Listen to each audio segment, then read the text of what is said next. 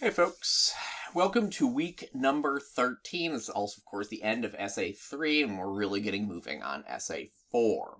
Okay, so for Monday, submit the Essay 3 final draft. You should have gotten feedback on it by Thursday last week.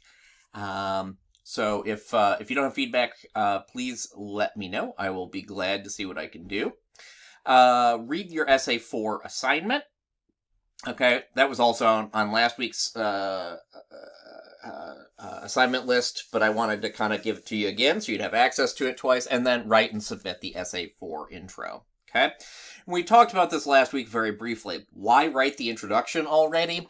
I don't need a thesis. I don't need a position like, oh, here's what we need to do. But what I need is an introduction, really, right? Background.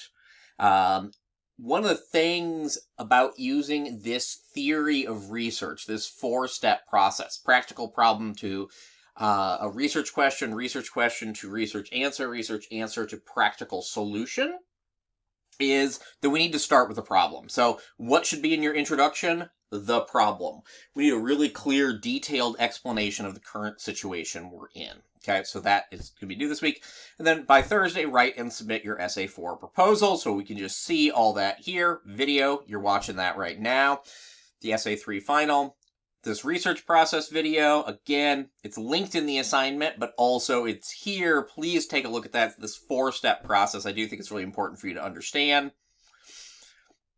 The Essay 4 intro, the sample Essay 4 proposal, and the Essay 4 proposal, and then a template that you can use. I'll put that right there. A template that you can use to do that Essay 4. Okay, so obviously there's a sample proposal here you can take a look at as per usual, and then that template will just set you up so that you can fill it out. As always, if you have questions, please don't hesitate to let me know. I am here to help.